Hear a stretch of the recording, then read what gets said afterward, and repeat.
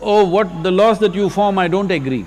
If you don't agree… No, sir. Are you contradicting me? When a military boot crashes his balls, then he will understand. Most of the people who graduated in the 60s, dropouts or half-baked intellectuals, are now occupying the positions of power in the government, civil service, business, mass media, educational system. You are stuck with them. They are contaminated. They are programmed to think and react to certain stimuli in a certain pattern. You cannot change their mind, even if you expose them to authentic information. A person who was demoralized is unable to assess true information. The facts tell nothing to him. Even if I shower him with information, with authentic proof, with documents, with pictures, he will refuse to believe it until he is going to receive a kick in his fat bottom. When a military boot crashes his balls, then he will understand. See, culture is a happening thing. Nothing wrong with that. If it's evolving naturally, people making choices to eat differently, to dress differently, to do things differently, it's perfectly okay. But when your culture is being engineered by commercial forces, having budgets to change your culture, having a strategy to change your culture, when it is so, I think you should also have a strategy not to allow that to happen. The useful idiots, the leftists who are idealistically believing in the beauty of Soviet socialist or communist or whatever system. नमस्कार, the wire में आपका स्वागत है। मैं हूँ आरफा खानम शेरवानी। नमस्कार दोस्तों। Hello ladies and gentlemen, this has nothing to do with Shut Up Ya Kunal. नमस्कार, मेरा नाम सौरभ द्विवेदी है और To all the 4 channels of Peace TV Network. When they get disillusioned, they become the worst enemies. That's why my KGB instructors specifically made the point, never bother with leftists. Forget about these political prostitutes. It's very easy to sell sleaze, you understand? And very easily you can catch the youth and make that the culture of the land in no time. One of the reasons, of course, you see, I was in love with India, I mentioned that before. I spoke the languages, I socialized with people, and I understood that I had to act fast unless I want this beautiful country to be permanently and irreparably damaged by our presence. In yoga, you may have to say certain things like Om and narrate and chant certain things. All these things may lead to shirk. That means you're calling somebody else as the creator besides Allah subhanahu wa ta'ala. Allah will forgive any sin, but the sin of shirk He'll never forgive. Any revolution is a byproduct of a highly organized group. It's a great brainwashing process. In the name of Jesus, angel ochundu ninnu taaktunadu. Yes, glory release avutundi. Angel taaktunadu. Oh, oh, oh, నీ stomach కదులుతుంది. Oh, camera తీసుకో. Oh, oh, oh, చూడండి ఇక్కడ. In the name of Jesus, anointing release చేస్తున్నాం. साथ में bitching करते हैं. That's the thing, right? Government has no fucking answers, nothing new. Siachen में हमारे जवान लड़ रहे हैं। Whenever you evaluate patriotism with logic, there's an old Indian uncle who just appears. Yes, Siachen में हमारे जवान. Well, this whole left or people who think they are left, they're not left. Left means your life is not about yourself, your life is about the community. That's what communism is. Your lifestyle doesn't show that you are left. Your attitude towards others does not show you are left. And you said, I'm a left liberal. You're definitely not liberal because only you have the freedom of speech and nobody else has. This is not liberal in my understanding. Is it fair? Those who lost the game will carry the trophy on their head. This is not fair. But right now, that's what you're asking. People have elected a certain government. If they pass the laws, you say, no, no, no, we should pass the laws. You cannot say that. You can express your opinion, what is wrong with the law.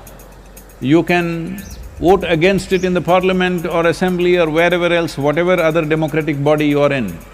You cannot point out one thing, you just say, no, I don't like it. Well, this is like a domestic situation. These things happen between husband and wife, should not happen between you and me. You say, I will take it to the streets, my right to protest. You have right to protest, for sure, but you have no right to disrupt even one citizen's life. You have no right to block the road. You have no right to block the highway. You have no right to cut off the water or electricity or whatever else that you're doing. You have no right to disrupt anybody's life. You must ask for permission, find an area, sit there and protest. You have no right even to use a microphone and blast it into my home. You have no right. But you have a right to protest in proper platforms. Democratic process has enough platforms where you can protest. You want to do Quit India movement now. You want to do non-cooperation movement now. You should have done it in 1936. Time for that is over. This is your country, this is your government. Now you say, no, it's not my government. That is not democratic, I want you to understand. Majority of the people, when they elect a government, even if you don't like them, personally you may not like them, I'm not saying you must like them, but it's your government, it's government of India, government of Tamil Nadu, government of Karnataka, or whatever the state it is. It is not somebody's government. As everybody is referring to these days, it's become fashionable for everybody to say Modi government. It is not… in my mind, in my heart, it's not Narendra Modi's government. For me, this is India's government. Because it's government of India, I will support the government of India. Are you contradicting me? No, Sergeant! Let me see your Indian war cry, son! It's a great brainwashing process which goes very slow, and it's divided in four basic stages. The first one being demoralization. It takes from 15 to 20 years to demoralize a nation. Why that many years? Because this is the minimum number of years which requires to educate one generation of students in the country of your enemy, exposed to the ideology of the enemy. There are 9.6 million children studying in the government schools of Tamil Nadu. A few years ago, they passed a law that till they come to 9th standard, you can't fail them. There is no examination. 9th standard, they can't add 2 plus 2. They're not going to the farm with his father and learning farming or learning carpentry or whatever the trade of the family, but they know how to wear trousers, they're wearing Levi's. They have the attitude of the educated, but absolutely no education. You are breeding a very dangerous group of people. This is the hotbed for crime, for militancy, for terror. If people will fail to grasp the impending danger of that development, nothing ever can help you. I don't care how you dress, what you do, but there are many aspects of culture which are essentially a yogic science implanted into people's lives, so that without even knowing you're practicing yoga, you're practicing yoga. This was done thousands of years ago.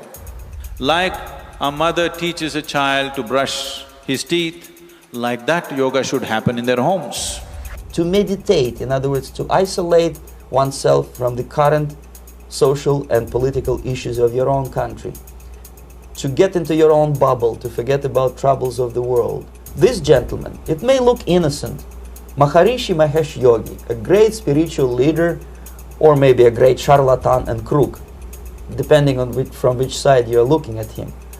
Beatles were trained at his ashram in Hardwar in India how to meditate. I want you to understand this culture was engineered to gradually lead people towards their spiritual process. Always, right from ancient times, every aspect of your life, how to sit, how to stand, everything was engineered to slowly lead you towards a spiritual process.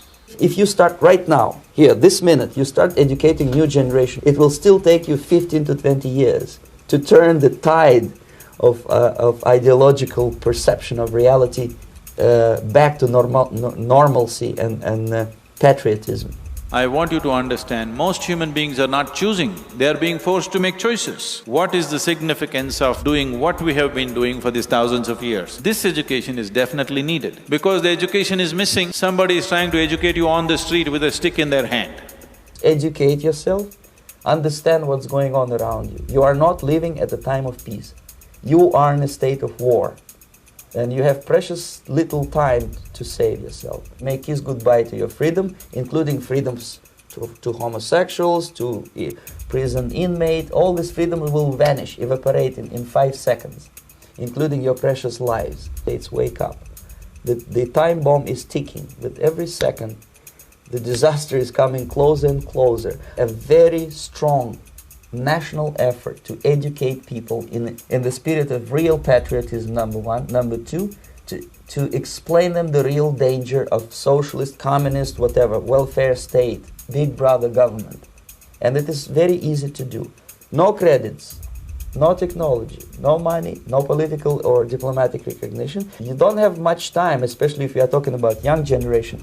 There's not much time left for convulsions and sexual masturbation to the beautiful disco music. Very soon it will go, just overnight.